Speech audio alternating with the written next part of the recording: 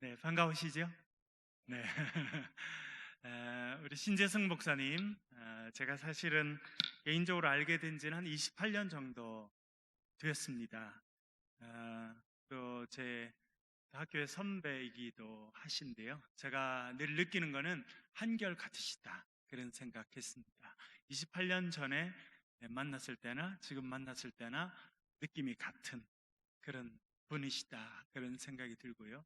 우리 신재승 목사님, 좀 조용하신 편이신데 저는 그래서 보면서 조용한 열정의 사람이다, 이런 생각을 참 많이 하였습니다. 조용하시지만 또 상당히 열정적이고 또 맡으신 사역들을 최선을 다하시는 그런 모습을 제가 28년 동안 교제하면서 또 보게 되었습니다. 오늘 또 동광교회에 와서 말씀을 전하게 된 것을 큰 영광으로 생각합니다. 저의 고향은 거제도입니다. 혹시 아시나요? 예.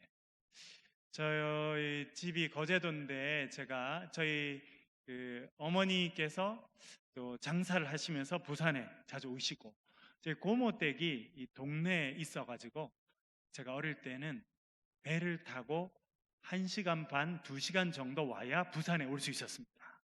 그래서 어린 나이에 부산에 와보면 이렇게 화려한 도시가 있구나, 그런 생각을 하고 이 부산에 사는 분들은 참 좋겠다, 그런 생각을 많이 했거든요.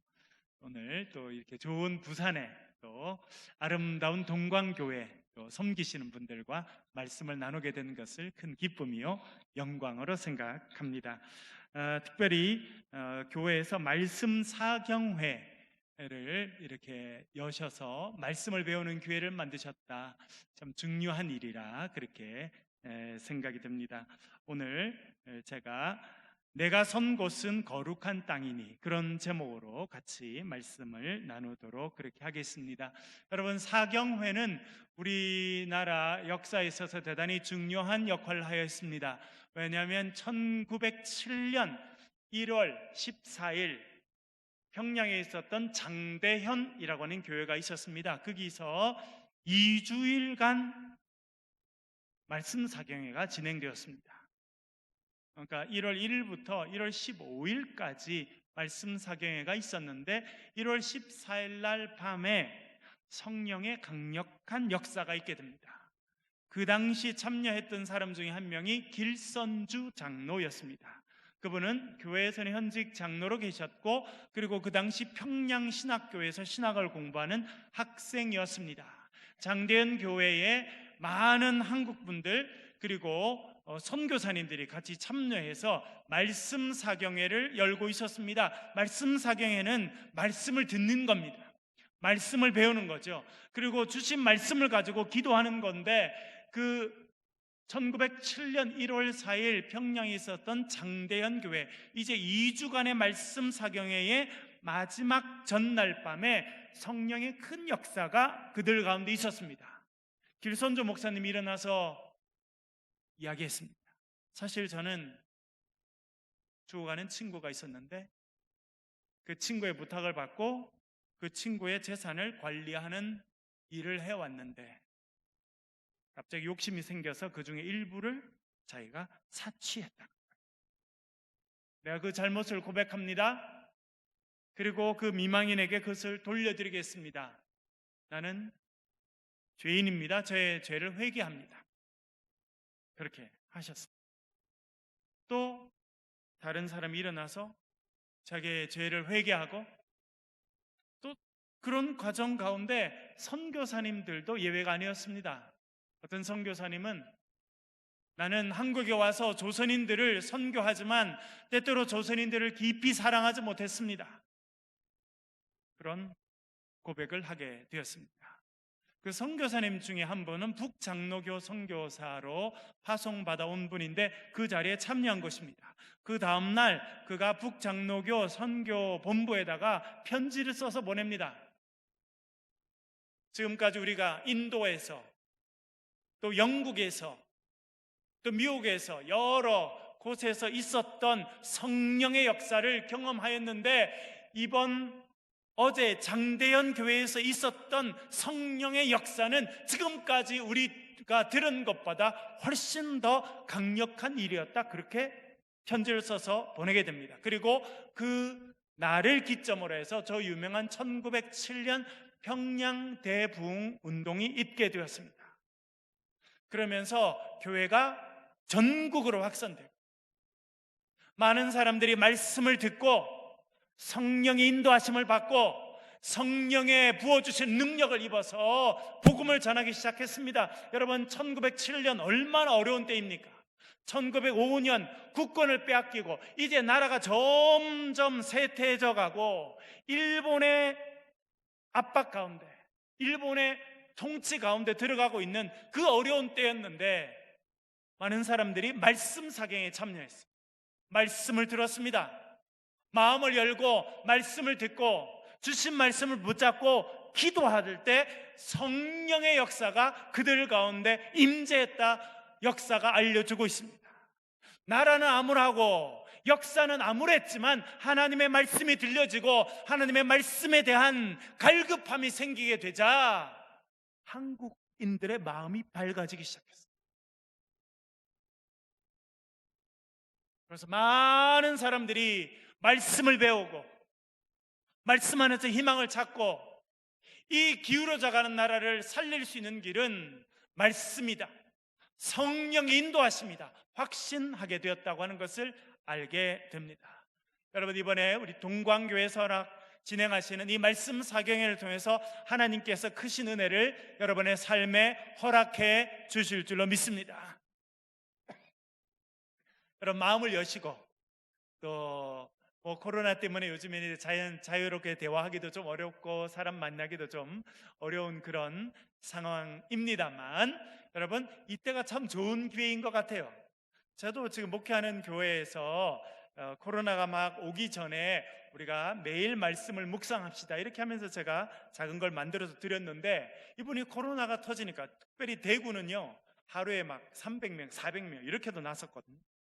아예 저도 뭐 한 달 내에 집 밖으로 나가본 적이 없을 만큼 움직이지 않았습니다. 그런데 이분들이 그러면서 말씀을 읽게 된 거예요. 부부가 어떤 분 그래요? 평생 우리가 수십 년 같이 살았고 평생 신앙생활해 왔는데 이번 기회에 하나님 말씀을 펴서 읽게 됐다는 겁니다. 묵상하게 됐다는 거예요. 부부가 그걸 나누기 시작했다는 겁니다. 그러면서 이렇게 신앙생활 할 수 있는 길이 있구나, 이렇게 하나님 말씀이 우리의 삶에 다가오는 그런 경험을 하는구나. 그래서 우리가 코로나 때문에 세상은 답답하고 어려운데 우리는 말씀에 충만한 가운데 살고 있습니다. 그렇게 고백하신 분이 많이 생겼습니다. 여러분, 또 지난 주일부터 내일까지 진행되는 이 말씀 사경회를 통해서 하나님께서 여러분에게 말씀해 주실 줄로 믿습니다. 우리가 해야 되는 것은 귀를 열어야 돼요. 그리고 마음을 열어야 됩니다. 주님, 제가 여기 있습니다. 저에게 말씀하시옵소서. 주님, 제가 듣겠습니다. 저에게 말씀하시옵소서. 이번 기회에 이 사경회를 통해서 우리의 삶의 문제가 해결될 줄로 믿습니다. 우리의 가정을 누르고 있는 어두운 그림자가 물러가게 될 줄로 믿습니다. 우리 인생의 답답한 일들이 해결될 줄로 믿습니다. 내 인생 앞에 서 있는 골리앗이 쓰러지고 무너지고 다윗이 불렀던 찬양을 부르는 인생이 될 줄로 믿습니다. 여러분, 그렇게 기대하시고 나오시길 간절히 바랍니다. 이 저녁에 나온 여러분들, 여러분의 심령의 주님께서 각자에게 말씀하시고 이 동광교회에 하나님께서 성령의 놀라운 은혜를 부어주실 줄로 믿습니다. 신재승 목사님, 영성을 추구하시는 그런 목사님이십니다. 올해는 거룩함을 추구하는 교회, 그렇게 주제를 정하시고 이번에 주제도 거룩한 교회, 또 거룩한 그리스도인, 그렇게 주제를 주셨습니다.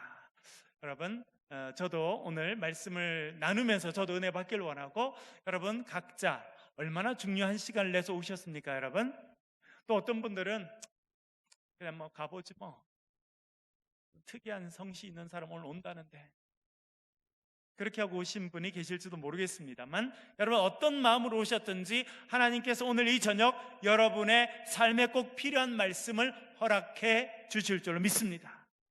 여러분들이 기대하셔야 돼요. 죄송합니다. 기대하시고, 하나님 한 말씀이라도 저에게 허락하시면 그 말씀의 씨앗이 저의 심령이 떨어져서 그 말씀이 자라나서 내 삶의 주의 은혜가 풍성하고, 우리 가정 가운데, 우리 교회 가운데, 우리의 직장과 일터 가운데, 이 부산 땅 가운데 하나님의 은혜가 넘쳐나는 시작이 될 줄로 믿습니다. 그렇게 생각하시고 기대하시고 참여하시기를 간절히 바랍니다. 오늘은 내가 선 땅은 거룩한 땅이니 내 발에서 신을 벗으라. 여러분 요 구절만 잘 기억하시면 좋겠습니다. 한번 따라해 보겠습니다. 내가 선 곳은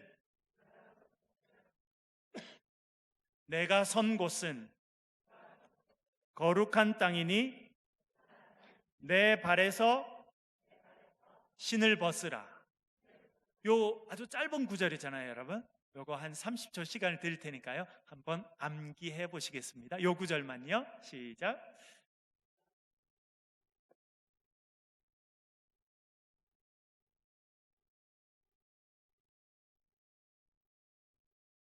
다 하셨나요? 네. 예, 앞에 이제 그림으로 보여주셔서 감사합니다. 이제 껐습니다. 네, 한번 해볼게요. 시작하면 요 구절만 한번 해보시는 겁니다. 해볼게요. 시작.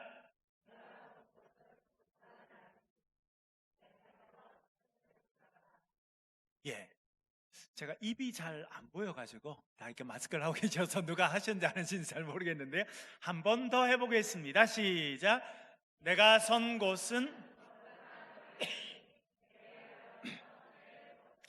아멘. 그래도 적어도 이 말씀이 어디 있는지는 알아야 되니까요. 어디 있을까요? 출애굽기 3장 5절 말씀입니다. 한 번 더 해보겠습니다. 시작. 내가 선 곳은 거룩한 땅이니 내 발에서 신을 벗으라. 아멘. 첫 번째는 내가 선 곳은 거룩한 땅이라는 거예요. 왜 거룩한 땅입니까? 여러분 지금 모세가 어디 서 있습니까? 광야에 서 있어요. 예루살렘 성전에 서 있는 것도 아니고 광야, 호렙산, 신의 산이라고 불려지는, 저도 대학 다닐 때 한번 호렙산이라고 불려지는 곳에 가봤는데 억수로 높고 커요. 부산에 있는 금정산 뭐 이 정도 아닙니다. 엄청나게 크고 엄청나게 넓습니다. 그냥, 그리고 다 돌밖에 없어요. 딴 게 없습니다. 곳곳에 조그마한 풀 정도, 조그마한 나무 정도 있지 없어요. 그런데 그 광야에 서 있는데 특이한 것은 광야의 떨기나무는 아카시아 나무 종류입니다. 그렇다고 우리가 보는 큰 아카시아 그런 게 아니라 조그마한 아카시아 나무, 그냥 뭐 가지도 별로 없는 그 아카시아 나무 하나가 불이 타고 있는데 불이 안 꺼지고 있습니다. 신기해서 그 아카시아 나무 앞에 갔더니 주님의 음성이 들렸습니다. 모세야, 모세야. 죄송합니다. 그 음성이 들립니다. 그런데 뭐라 그러냐면, 제가 물 좀 마십니다.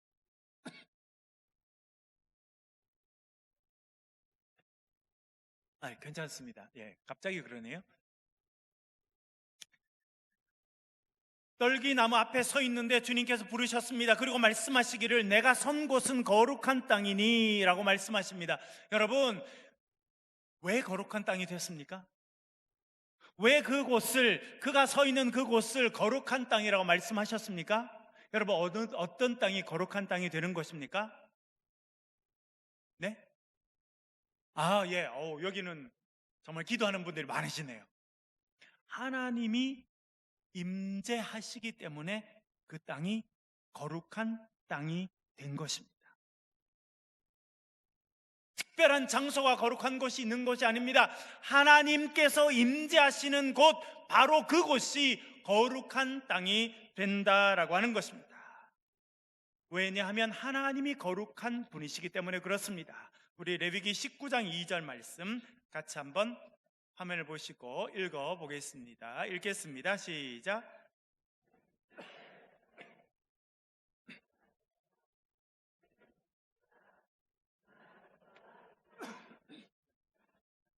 예, 여기서 뭐라고 합니까? 너희는 거룩하라. 이는 나 여호와 너희 하나님이 어떤 분이라고 말씀하십니까? 거룩한 분이라는 겁니다. 사람이 물어봅니다. 하나님 어떤 분이시냐? 여러분 뭐라 말씀하실 수 있겠습니까? 하나님은 거룩한 분이라는 겁니다. 거룩한 분이 하나님이시기 때문에 그분이 임재하고 있는 바로 그곳은 거룩한 곳이 되는 것입니다. 하나님께서 오늘 우리 집회 이 가운데 임재하신 줄로 믿습니다. 임마누엘의 하나님께서 오늘 저와 여러분과 이 자리에 함께 하시는 줄로 믿습니다. 그러면 이곳이 어떤 곳이라는 겁니까? 바로 이곳이 거룩한 곳이다라고 하는 것입니다. 이사야 6장에 가면 이런 장면이 나옵니다. 그이도 하나님의 거룩하심에 대해서 이렇게 말합니다. 우리 1절부터 3절까지 천천히 한 목소리로 읽겠습니다. 시작. 우시야 왕이 죽던 해에 내가 본즉 주께서 높이 들린 보좌에 앉으셨는데 성전에 가득하였고 스랍들이 모시고 섰는데 각기 6 날개가 있어 그 둘로는 자기의 얼굴을 가리었고 그 둘로는 자기의 발을 가리었고 그 둘로는 날며 서로 불러 이르되 거룩하다 거룩하다 거룩하다 만군의 여호와여 그의 영광이 온 땅에 충만하도다 하더라. 아멘. 우시야 왕이 죽던 때에 이사야가 영안이 열렸어. 하늘을 바라보게 됐고 하나님의 앉아 계신 보호자를 바라보게 되었습니다. 대단히 중요한, 여러분 우리 신재승 목사님 또 당회원들 또 교회 리더들 위해서 여러분 늘 기도해 주셔야 합니다. 영안이 열리셔서 하나님을 늘 바라보시다. 교회 리더로 권사님으로 또 안수 집사님으로 또 교회 부서를 섬기시는 그런 분들 영안이 열리셔서 하나님을 바라보실 수 있어요. 그렇지 않으면 위기가 찾아옵니다. 하나님을 바라보지 못하면, 하나님의 거룩하심을 바라보지 못하면 그것을 경험하는 그 경험이 점점 적어지면 교회가 위기에 빠지게 돼 있어요. 그러면 사람들이 자기의 생각대로 이야기합니다. 제가 목회를 짧은 기간에 좀 해보니까 대학 교수 하시는 분은 대학에서 하던 걸 그대로 갖고 와서 하려고 그래요. 사업하시는 분은 본인이 사업하는 방식을 그대로 교회 갖고 와서 하려고 그래요. 교사 하시는 분은 학교에서 교사하시던 그대로 하려고 합니다. 교회가 혼란스러워요. 열심히는 하는데 뭔가 방향을 가지고 나아갈 수가 없습니다. 여러분, 특별히 여러분들이 리더로 서서 부서를 맡으시거나 사람들이 이끌어 가시는 그런 형편에 있다고 하면 하나님 저의 영안을 열어주셔서 제가 하나님의 보호자를 보는 그런 인생이 되게 도와주옵소서 기도하실 수 있기를 간절히 바랍니다. 그것이 영성입니다. 영성은 뭐냐?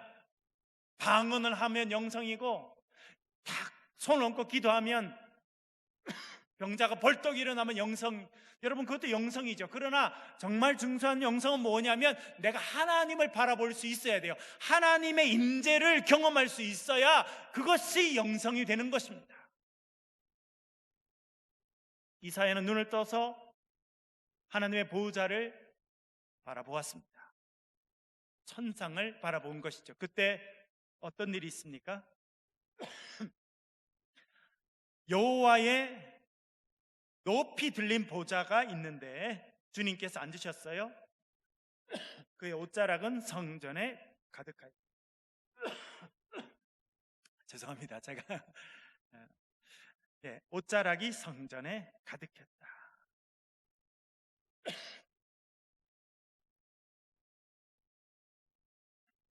예, 죄송하고요.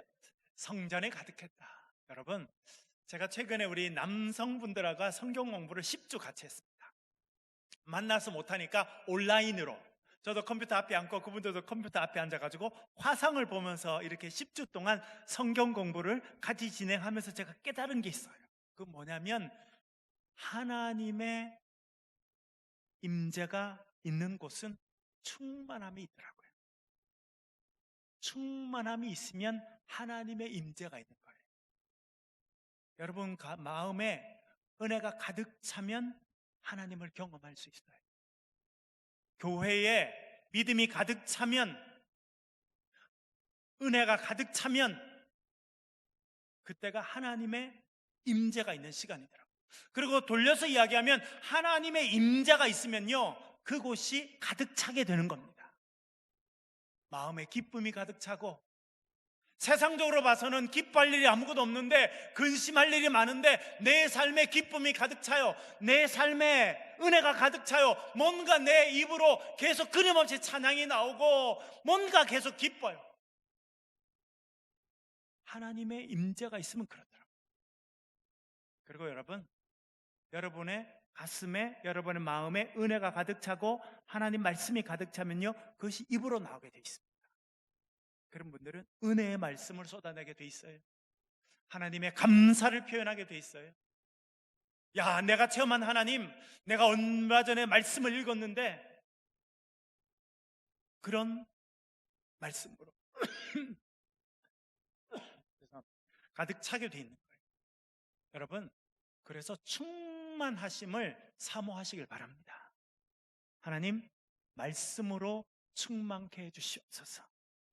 감사로 충만케 해 주시옵소서.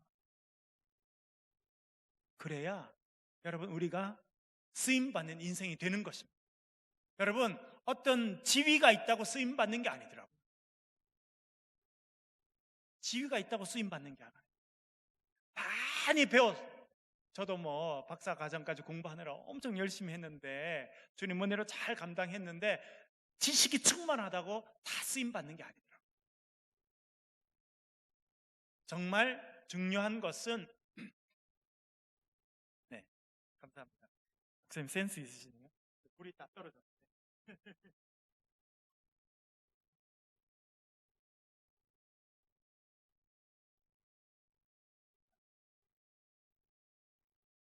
가득 차 있어야 돼요. 여러분, 뭘로 가득 차 있으세요? 사람이 마음에 가득 찬 것을 입으로 말하게 돼 있어요. 여러분, 옆에 사람들 보세요. 뭘로 가득 차 있는지, 그 사람이 요즘 무슨 생각하고 있는지, 마음에 뭐가 있는지. 사모님, 이렇게 물을 두 잔이나 얻어먹게 됐네요. 감사합니다. 사모님 센스가 있으셔서 저에게 또 해주셔서 감사하고요.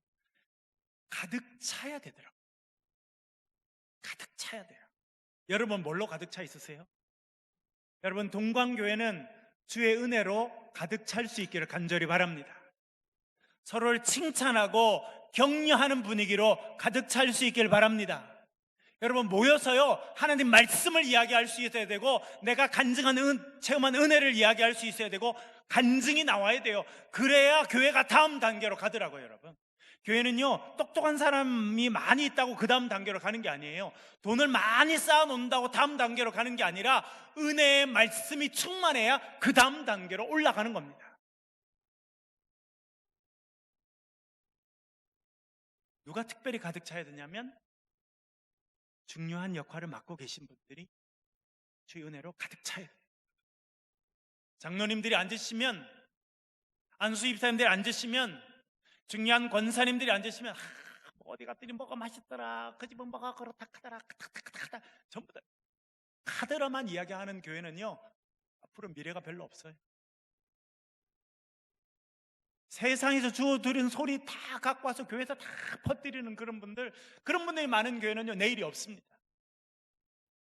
내일 있는 교회는요, 교회 중요한 분들이 앉아요. 야, 참 말씀의 은혜가 넘친다. 내가 얼마 전에 말씀을 읽었더니 하나님이 이렇게 말씀하시더라. 내가 누굴 전도했더니 그 사람이 이런 간증하더라. 내 삶에 이런 어려움이 있었는데 내가 간절히 기도했더니 하나님께서 우리 집에 이런 은혜를 주셨더라. 여러분, 그런 간증과 그런 나눔이 충만한 교회는요, 그 다음 단계로 하나님께서 이끌어 가시는 교회가 되는 것입니다. 동광교회가 주의 은혜로 충만한 교회가 되시길 간절히 바랍니다. 주의 말씀으로 충만하시길 간절히 바랍니다. 여러분이 앉으시면 하나님 말씀을 묵상한 것이 나오고 하나님께 주신 삶의 은혜가 넘치는 그런 교회로 성장하시길 간절히 바랍니다. 영안이 열렸어요. 바라봤는데 하나님의 보호자가 있습니다. 하나님의 영광이 가득 차 있습니다. 그런데 스랍이라고 하는 천상의 생물이 나왔습니다. 6개 날개를 갖고 있었는데 그 날개로 날면서 그들이 이렇게 찬양하였습니다. 거룩하다, 거룩하다, 거룩하다, 만군의 여호와여, 그의 영광이 온 땅에 충만하도다. 하나님을 찬양할 때 뭐라고 찬양한다는 겁니까? 거룩하다. 왜 그렇게 찬양합니까? 하나님이 거룩한 분이시기 때문에 그렇습니다. 저희들이 대학 4학년 때 히브리어를 배웠습니다. 그리고 히브리어를 배운 다음에 이 이사야 성경을 히브리어로, 구약 성경에 쓰여진 원어인 히브리어로 배웠는데, 한 번은 저희 교수님이 수업 시간에 테이프를 틀어줬어요. 그건 뭐냐면 유대인 랍비가 이 이사야 6장을 읽은 것, 이 히브리어로 이렇게 쭉 읽은 걸 들려주셔서 들었는데 아주 재밌더라고요. 거의 잘 알아듣지 못했어요. 그런데 아주 특징적인 게 귀에 다가오더라고요. 딴 말은 그냥 이렇게 읽는데 요 거룩하다, 거룩하다, 거룩하다는 노래로 부르더라고요. 뭐 정확한 음률은 아닙니다만 가도시, 가도시, 가도시, 뭐 이런 비슷한, 뭐 똑같은 음은 아닌데 그런 거 제가 그때 대학 4학년 때 들었는데 인상적이더라고요. 그때 깨닫게 된 게 있어요. 왜 그러느냐? 하나님이 거룩하신 분이고 그 거룩하신 분을 주님은 거룩하신 분입니다 라고 찬양 올려드리는 그것이 천상에서, 천국에서 이루어지는 것이구나 하는 것을 배우게 되었습니다. 여러분, 여러분의 삶에 하나님의 거룩하심, 그 임재 역사가 있기를 간절히 바랍니다. 그리고 여러분들도 하나님의 거룩하심을 높여드리고 찬양해드리는 그런 인생으로 살아가시길 간절히 바랍니다. 하나님이 거룩하신 분이십니다. 그래서 천상의 존재인 스랍들이 하나님을 거룩하다, 거룩하다, 만군의 주 여호와여, 그의 영광이 온 땅에 충만하도다, 그렇게 고백하였습니다. 근데 이게 끝난 게 아니고요, 여러분. 요한계시록에 가보면 비슷한 장면이 또 나옵니다. 요한계시록 4장 7절 8절 한번 같이 한번 읽겠습니다. 시작. 그 첫째 생물은 사자 같고 그 둘째 생물은 송아지 같고 그 셋째 생물은 얼굴이 사람 같고 그 넷째 생물은 날아가는 독수리 같은데 네 생물은 각각 6 날개를 가졌고 그 안과 주변에는 눈들이 가득하더라. 그들이 밤낮 쉬지 않고 이르기를 거룩하다, 거룩하다, 거룩하다, 주 하나님 곧 전능하신 이여, 전에도 계셨고 이제도 계시고 장차 오실 이시라 하고 아멘. 요한계시록에 저희 교회에서 요즘에 그 요한계시록을 매일 2장씩 읽고 묵상하는데 제가 교인들께 여쭤봤습니다. 요한계시록 읽으시니까 어떠냐고. 어떤 분은 그래서요, 겁나요. 요한계시록 읽기가 두렵다는 거예요. 이 요한계시록에 나오면서 여러분 오늘 본문을 읽어보았죠. 4 생물이 나옵니다. 첫 번째 생물은 뭐같이 생겼다는 겁니까?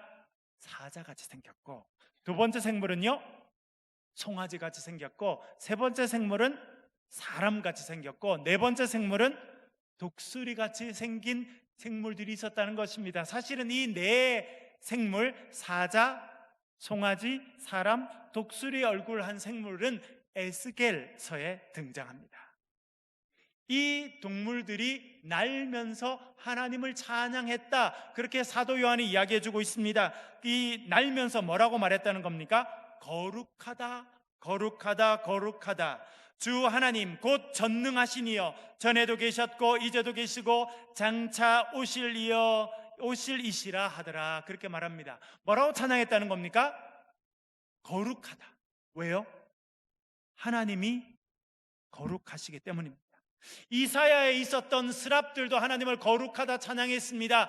요한계시록에 나오는 그 생물들도 날면서 하나님을 거룩하신 분이라 그렇게 찬양했다는 것입니다. 여러분, 하나님은 어떤 분이십니까? 거룩하신 분이십니다. 그래서 이 거룩하신 하나님이 임재해 있는 그곳은, 그곳이 어디든지 거룩한 곳이 되는 줄로 믿습니다. 이 거룩한 하나님께서 여러분의 가정에 임재하시는 복이 있기를 간절히 바랍니다. 이 동광교회 가운데 임재하실 줄로 믿습니다. 여러분, 1952년에 동광교회가 세워졌더라고요. 많은 분들이 부산으로 피난 오셔서 이북에서 신앙생활 하시다가 고향을 잃고 삶의 터전을 잃고 낯선 곳 부산에 와서 이곳에 아무것도 없는데 이곳에 정착해서 살아야 되니 여러분 얼마나 기도하셨겠습니까? 하나님 한 분 외에는 의지할 것이 없어서 모여서 기도하고 하나님의 거룩하심을 찬양하고 그렇게 교회를 세우지 않았을까 생각됩니다. 여러분, 그 믿음의 선조들의 기도를 하나님 들으셨습니까? 듣지 않으셨습니까? 들으셨죠. 그 하나님은 오늘 본문에 뭐라 그럽니까? 전에도 계셨고 이제도 계시고 장차 오실이라고 하는 것입니다. 히브리서에도 말씀하십니다. 예수 그리스도는 어제나 오늘이나 영원토록 동일하시다, 그렇게 말씀하고 있습니다. 영원토록 동일하신 그 하나님은 거룩하신 분이십니다. 그분이 임재한 곳은 그곳이 어디든지 거룩한 곳이 되는 줄로 믿습니다. 그런데 여러분, 많은 사람들은 거룩하다 하면 예배당을 생각합니다. 특별히 여러분, 유럽에 가보면 엄청난 성당들이 있습니다. 지난번에 불을 타게 된 프랑스에 있는 유명한 성당도 있죠. 여러분, 유럽에 가면 아주 화려하고 큰 성당들이 많습니다. 그런데 사실은 우리 개신교회, 기독교와 가톨릭이 추구하는 영성이 좀 달라요. 가톨릭 교회는 뭘 추구하냐면 이 거룩한 건물을 지어놓고 그 안에 들어가면 사람들이 자연스럽게 하나님의 임재를 느끼도록, 거룩을 느끼도록 만드는 것이 가톨릭적인 영성의 개념입니다. 그래서요, 건물을 함부로 짓지 않습니다. 교황청에서 인가한 그런 방식으로 지어요. 그리고 가톨릭 교회는 들어가면 그 자체로 약간 어두컴컴하고 스테인드 글라스를 이렇게 해놔서 화려한 빛이 비치게 하고 그 안에 들어가면 뭔가 마음이 깨끗해지도록 그렇게 하는 것이 가톨릭적인 영성 추구 방법입니다. 왜냐하면 하나님을 성전에 임하시는 분이라고 생각하는 전통이 강해서 그렇습니다. 그러나 우리 개신교는 그렇지 않습니다. 우리는 하나님께서 특정한 장소, 물론 그것도 중요하죠. 여러분, 예배당 너무나 중요합니다. 그래서 이곳에 와서 하나님의 임재를 우리가 경험하게 되지만 우리가 개신교회가 기본적으로 추구하는 영성은요, 나와 함께 하시는 하나님, 나와 내 삶에 찾아오시는 하나님, 하나님과 함께 하심을 통해서 우리가 하나님의 임재를 경험하는 것, 그것이 우리 기독교적인, 개신교적인 영성이라 그렇게 말씀드릴 수 있습니다. 근데 아직도 많은 사람들은 어떤 특정한 장소를 생각합니다. 그것이 가장 강했던 사람들이 유대인들이었습니다. 이스라엘에 가보면 지금도 무슨 터가 남아 있습니까? 성전터가 남아 있습니다.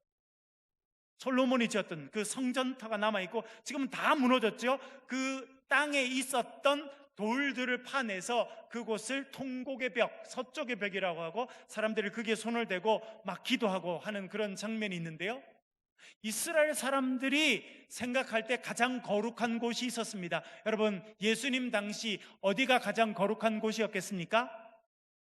성전이었어요. 예루살렘 성전.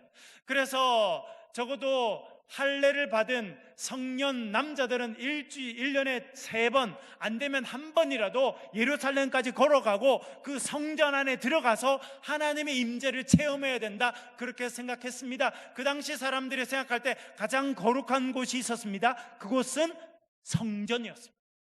예루살렘에 있는 성전.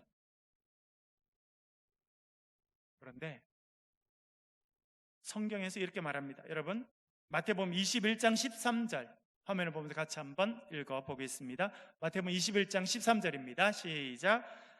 그들에게 이르되 기록된 바 내 집은 기도하는 집이라 일컬음을 받으리라 하였거늘 너희는 강도의 소굴을 만드는 도다 하시니라. 아멘. 예수님께서 이 성전에 들어가셔서, 이 거룩한 성전에 들어가셔서 예수님이 상을 뒤엎으셨어요. 채찍을 만드셔가지고 사람들을 내쫓으셨어요. 그 거룩한 성전에서 예수님이 상을 뒤집으시고 채찍을 만드셔가지고 채찍을 흔드셨어요. 사람들 다 내쫓으셨습니다. 왜 그랬습니까? 이스라엘 백성들이 가장 거룩하다고 생각하는 그곳이 거룩과 가장 거리가 먼 일들이 이루어지는 장소였기 때문에 그렇습니다. 여러분, 거룩은요, 장소로 이루어지는 것이 아닙니다. 여러분, 말씀을 나눴죠? 내가 선 곳은 거룩한 땅이니. 왜 그 땅이 거룩해진다는 겁니까? 모세가 지금 서 있던 그 광야가 특별한 장소였기 때문에 그렇습니까?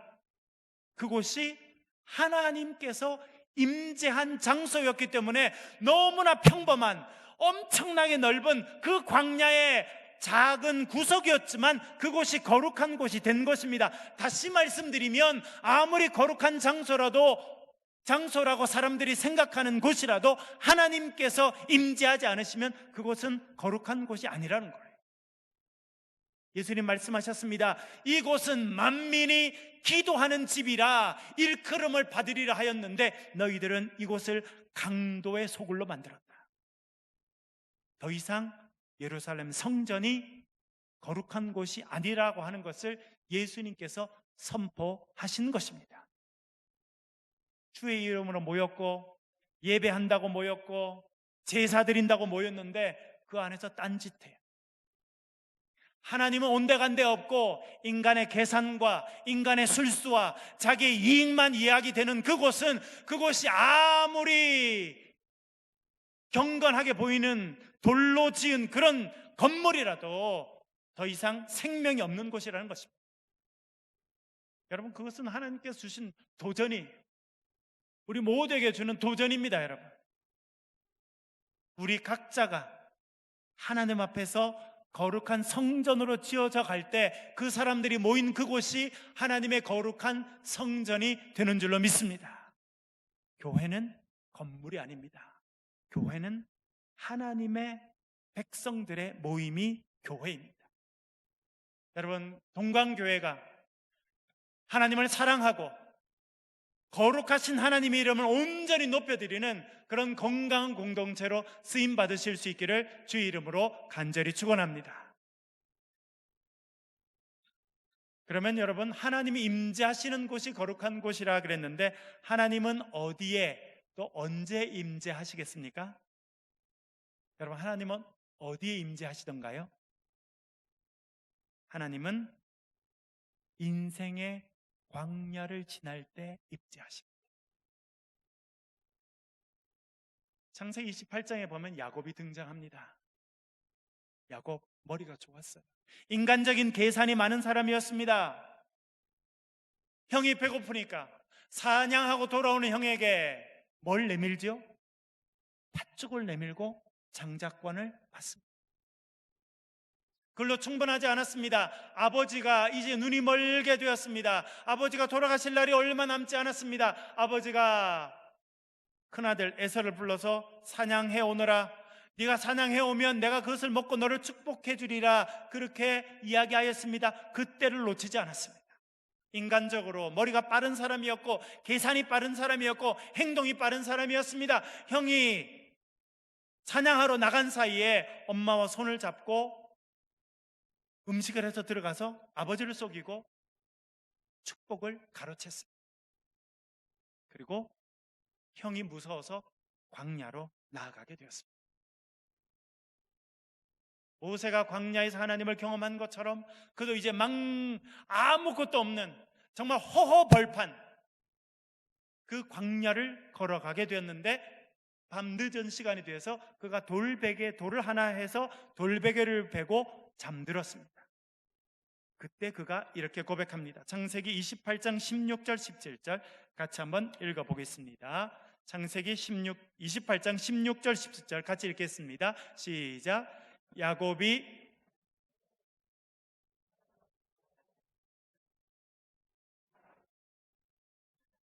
이에 두려워하여 이르되 두렵도다 이곳이요 이것은 다름 아닌 하나님의 집이요 이는 하늘의 문이로다 하고 아멘.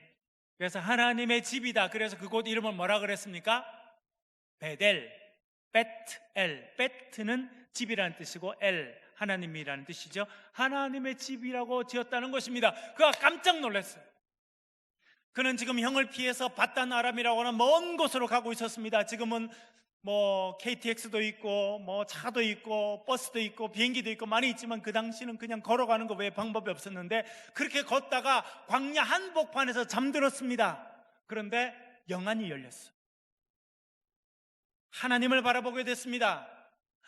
하늘과 땅에 나 있는 사닥다리를 보았는데 그 천사들이 오르락 내리락 하는 모습을 보았습니다. 그 사다리 저 끝을 보았더니 하나님께서 거기 서 계셨습니다. 주님께서 이렇게 말씀하셨습니다. 나는 여호와니 너의 조부 아브라함의 하나님이요 이삭의 하나님이라. 내가 누워있는 땅을 내가 너와 내 자손에게 주리니 내 자손이 땅의 티끌같이 되어 내가 서쪽과 동쪽과 북쪽과 남쪽으로 퍼져나갈 것이며 땅의 모든 족속이 너와 내 자손으로 말미암아 복을 받을 것이라. 내가 너와 함께 있어 내가 어디로 가든지 너를 지키며 너를 이끌어 이 땅으로 돌아오게 할지라. 내가 내게 허락한 것을 다 이루기까지 너를 떠나지 아니하리라 하신지라. 아멘. 그가 들은 음성입니다. 광야에서 아무도 없는 그곳에서 인생의 광야를 지나고 인생의 허허벌판을 지날 그때에 그가 환상을 보게 되었고 하늘문이 열리고 하나님을 바라보게 되었습니다. 그리고 이 약속의 말씀, 자기의 할아버지 아브라함에게 주셨던 그 약속의 말씀을 다시 한번 하나님께서 야곱에게 허락해 주셨습니다. 땅의 모든 족속이 너와 너의 자손을 통해서 복을 받게 될 것이다 하시는 말씀을 듣게 되었다는 것입니다. 하나님의 임재를 체험했습니다. 그런데 그가 하나님을 경험한 곳이 어디라는 겁니까? 광야라는 겁니다. 광야를 지내며 그런 찬양도 요즘에 있는데요, 여러분. 인생의 광야를 걸어가시는 분들도 여러분 가운데 있으실 겁니다. 원하지 않았지만 광야로 내몰리게 되고, 광야는요 주위에 있던 사람들이 떠나는 시간이에요. 내가 내 자신과 내 자신의 바닥과 한계를 체험하는 곳이 광야입니다. 실패를 경험하는 곳이 광야이고, 외로운 곳이 광야이고, 말하고 싶지만 말할 사람이 없는 곳이 광야입니다. 오직 하나님만 바라볼 수밖에 없는 그 순간이 광야입니다. 그런데 하나님은 광야에서 야곱을 만나 주셨습니다. 여러분, 광야를 지내는 분이 계십니까? 이때가 하나님의 임재를 경험할 수 있는 시간인 것입니다. 그렇게 깜짝 놀라서 그가 뭐라 그럽니까? 야곱이 잠이 깨어 이르되 여호와께서 과연 여기 계시거늘 내가 알지 못하였도다. 하나님이 어디 계신다는 거예요? 하나님이 광야에 계신다. 그는 자기의 할아버지 아브라함이 살았고 자기의 아버지 이삭이 살았던 그 대대로 믿음의 집안이 있었던 자기의 집에 하나님이 있는 줄 알았는데, 하나님이 그곳에 계신 것이 아니라 하나님이 어디 계신다는 겁니까? 광야, 돌베개 베고 잠든 바로 그곳에 하나님이 계신다고 하는 것을 깨달았다라고 하는 것입니다. 여러분, 인생의 광야를 지날 때 하나님께서 여러분을 찾아오십니다.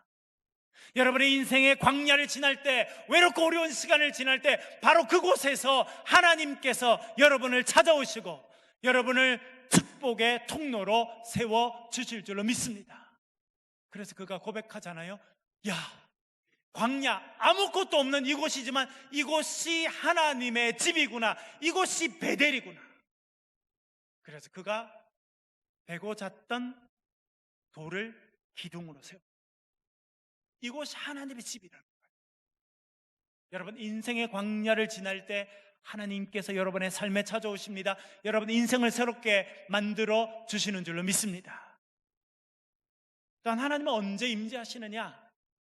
인생의 실패와 낙심이 있는 곳에 임재하신다는 겁니다. 누가복음 5장을 보면 베드로가 나옵니다. 어부였습니다. 어릴 때부터 평생 그는 그물을 던져서 물고기를 잡아서 살았습니다. 이제 결혼을 해서 아내도 있고 아이도 있고 집안의 가장이 됐습니다. 매일 물고기를 잡아와야 가족도 먹일 수도 있고 아이들 교육도 시킬 수 있는 그런 형편에 있었습니다. 그가 나아가서 밤새 그물을 던졌는데 그날따라 한 마리도 못 잡았어요. 밤새 그물을 던졌는데 한 마리도 못 잡았어요. 새벽녘이 다가왔습니다. 그래서 그물을 다 정리하고 하루를 정리하는 시간이 됐습니다. 실패한 날, 실망한 날, 낙심한 날을 보내고 이제 마지막 정리하는 시간이 되었습니다. 그런데 그때 예수님께서 그의 배에 찾아오셨습니다. 그리고 이렇게 말씀하십니다. 누가복음 5장 4절부터 6절까지 말씀을 천천히 같이 읽겠습니다. 시작. 말씀을 마치시고 깊은 데로 가서 그물을 내려 고기를 잡으라. 시몬이 대답하여 이르되 선생님, 우리들이 밤이 새도록 수고하였으되 잡은 것이 없지만은 말씀에 의지하여 내가 그물을 내리리이다 하고, 그렇게 하니 고기를 잡은 것이 심히 많아 그물이 찢어지는지라. 아멘. 뭐라 그럽니까? 우리가 밤이 새도록 수고하였으되 잡은 것이 없어요. 우리 인생이 그렇습니다, 여러분. 밤잠 자지 않고 코피 터지도록 열심히 일하잖아요. 제가 헬라어를 이렇게 장신대에서도 가르쳤는데 여기에 밤새 수고했다라고 하는 단어가 헬라어로는 코피아산테스거든요. 코피아산테스. 그래서 학생들한테 그래요. 코피 터지도록 수고했다. 그래서 헬라어도 코피아산테스다. 그런데 잡은 것이 없다는 거예요. 실패했다는 거예요. 수고했는데, 여러분 수고하지 않고 실패하면 억울하지라도 않습니다. 그러나 수고했어요. 최선을 다했어요. 쉬지 못하고 새벽부터 밤까지 장사하고 일하고 수고했는데 잡은 것이 아무것도 없다는 것입니다. 실패한 인생, 낙심이 찾아오는 시간이 되었다는 것입니다. 그런데 예수님께서는 그때 찾아오셨다는 것입니다. 여러분, 하나님은 언제 임재하시느냐? 낙심하고 실패하고 좌절하고 우리의 혼자의 힘으로 할 수 없는 그 시간에 찾아오신다는 것을 성경이 말씀하고 있습니다. 여러분, 실패하셨습니까? 아무 낙심할 필요 없어요. 여러분, 정말 애쓰고 수고하셨는데 인생이 마음대로 되지 않아서 여러분 힘이 빠지셨습니까? 하나님께서 오실 것을 기대하시길 바랍니다. 오늘 본문이 뭐라고 그럽니까? 깊은 데로 가서 그물을 내려서 물고기를 잡으라. 그가 뭐라고 말씀합니까? 우리가 밤이 새도록 수고하였으되 잡은 것이 없지만은 내가 말씀에 의지하여 그물을 내리겠습니다. 중요한 단어가 나옵니다. 당신의 말씀에 의지해서. 헬라어를 그대로 표현하면 그렇습니다. 에피레마티스라고 하는 헬라어인데 말 그대로 표현하면 당신의 말씀 위에 서서라고 하는 뜻입니다. 지금까지는 제가 제 경험에 의지해서 그물을 내렸습니다. 지금까지는 제 지식에 의지해서 그물을 내렸습니다. 밤새 실패했습니다. 그러나 이제는 당신 예수님의 말씀 위에 서서 제가 그물을 내리겠습니다. 그렇게 결단한 것입니다. 여러분, 오늘 결심하시길 바랍니다. 주님, 제가 앞으로는 주의 말씀 위에 서서 그물을 내리겠습니다. 내 지식이 아니라, 내 경험이 아니라 주의 말씀 위에 서서 그물을 내리겠습니다. 결단하실 수 있기를 간절히 바랍니다. 베드로가 그렇게 결단하고 그물을 내렸습니다. 어떻게 됐습니까? 물고기를 잡았는데 그물이 찢어지도록 그 물고기가 잡혔다 말씀하고 있습니다. 우리 지식으로 하는 것보다, 우리 지혜로 하는 것보다 주의 말씀 위에 서서 그 말씀에 순종할 때 우리가 상상하지 못한 놀라운 기적이 우리의 삶의 현실이 될 줄 믿습니다. 하나님은 어디 임재하십니까? 실패와 낙심과 절망이 있는 곳에 임재하십니다. 그리고 우리를 구원해 주시고 우리를 놀라운 하나님의 기적의 주인공으로 만들어주시는 분이 주님이심을 기억하시길 간절히 바랍니다. 그리고 하나님은 어떤 곳에 임재하시느냐? 새로운 사명을 주시는 곳에 임재하십니다. 열왕기상 19장 15절 16절 같이 한번 읽어보겠습니다. 열왕기상 15절 16절 같이 읽겠습니다. 시작. 여호와께서 그에게 이르시되 너는 내 길을 돌이켜 광야를 통하여 다메섹에 가서 이르거든 하사엘에게 기름을 부어 아람의 왕이 되게 하고 너는 또 님시 아들 예후에게 기름을 부어 이스라엘의 왕이 되게 하고 또 아벨 무홀라의 사밧의 아들 엘리사에게 기름을 부어 너를 대신하여 선지자가 되게 하라. 아멘. 엘리야가 아주 멋진 일을 했어요. 갈멜산상에서 1대 850으로 싸움을 한 거예요. 여러분, 이 부산 바닥에도 전에 좀 주먹 좀 쓰던 사람이 있으면 내가 한 1대 100으로 싸워서 이겼다 이런 사람이 있는데 1대 850은 별로 없거든요. 근데 갈멜산에서 엘리야는 1대 850으로 싸웠습니다. 승리했어요. 850명 바알과 아세라 선지자들을 데리고 가서 기손 강가에서 칼로 쳤습니다. 여러분, 지금도 갈멜산에 가보면, 이스라엘 갈멜산에 가보면 엘리야의 동상이 있는데 엘리야가 칼을 딱 들고 있어요. 근데 칼이 휘어있는 칼을 들고 있어요. 그 우리가 물어봤죠, 안내하는 분한테. 왜 엘리야가 휘어진 칼을 들고 있습니까? 그랬더니 850명의 목을 쳤더니 칼이 휘어져서 휘어진 칼을 들고 있는 동상을 만들었다, 그렇게 이야기하더라고요. 그 정도로 멋진 일을 했는데 그 다음에 위기가 찾아왔어요. 그래서 광야로 도망가잖아요. 저는 이제 여기서 죽는 것이 좋겠습니다. 탈진해서 그가 낙심해 있었습니다. 그때 주님께서 찾아오셨어요. 그리고 오늘 본문 말씀하신 것처럼 야, 일어나거라, 주님께서 말씀하십니다. 그런데 여러분, 그 구절을 우리가 열왕기상 19장에 가보면 하나님께서 그 보고 앞에 서라 그럽니다. 딱 섰는데 강한 바람이 불어왔어요. 강한 바람 사이에 하나님께서 나타나실 줄 알았더니 안 나타났습니다. 그 후에 지진이 있었습니다. 여러분, 얼마 전에도 우리 지진이 있었잖아요. 우리나라에 이쪽 가까운 데서 지진이 나서 땅이 막 흔들리는 지진이 있었는데 하나님은 없었어요. 그 이후에 불이 일어났습니다. 산에 엄청난 불이 일어났는데 그곳에도 하나님이 없었습니다. 그 후에 세미한 음성으로 하나님께서 나타나셨습니다. 왜 나타나셨냐면 그에게 새로운 사명을 주기 위해서 나타나신 것입니다.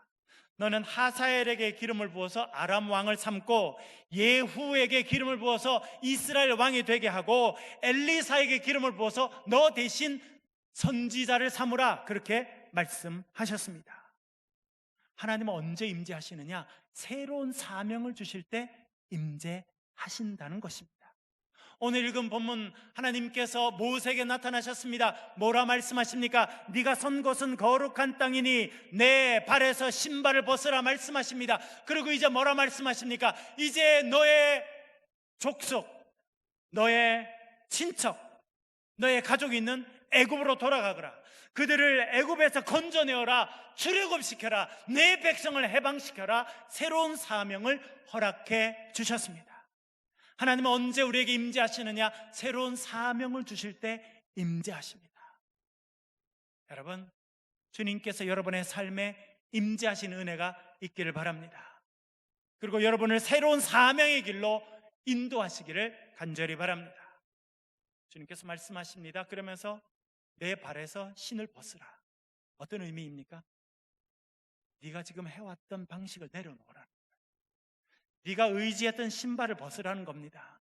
그 신발 신고 지금까지는 네가 원하는 곳으로 다녔지만 이제는 내가 신겨줄 그 신발을 신고 내가 보내는 곳으로 달려가서 내가 보내는 일을 해라, 그렇게 말씀하고 있는 것입니다. 여러분, 거룩이 무엇입니까? 거룩하신 하나님을 체험하며 살아가는 것이 거룩입니다. 그리고 거룩한 자의 삶은 신발을 벗는 거예요. 내가 가지고 있는 신발을 벗고 주님 주신 새 신발을 신고 새로운 사명의 신발을 신고 새로운 달려갈 방향의 사명을 받고 그 방향으로 달려가는 인생이 거룩한 자의 인생이라 말씀드릴 수 있습니다. 동광교회의 모든 성도 여러분들, 우리의 삶 가운데 찾아오시는 주님을 체험하시고 주님 심겨주시는 새로운 사명의 신발을 신고 거룩한 백성으로 살아가시기를 주의 이름으로 간절히 축원합니다. 이 시간 같이 한번 잠시 통성으로 기도하겠습니다. 우리 소리를 내서 같이 한번 기도하실 때 우리 말씀을 가지고 잠깐 한번 기도하겠습니다. 하나님, 우리의 삶에 임재해 주시옵소서. 내 삶에 임재하시옵소서. 내가 광야를 걸어가고 있습니다. 실패하고 낙심하였습니다. 하나님, 내 삶에 오셔서 나를 새롭게 하여 주시고 새로운 사명을 주시고 새로운 신발을 신겨주셔서 주의 일에 쓰임받는 인생이 되게 도와주시옵소서. 이 시간 소리를 내서 동성으로 같이 한번 기도하겠습니다.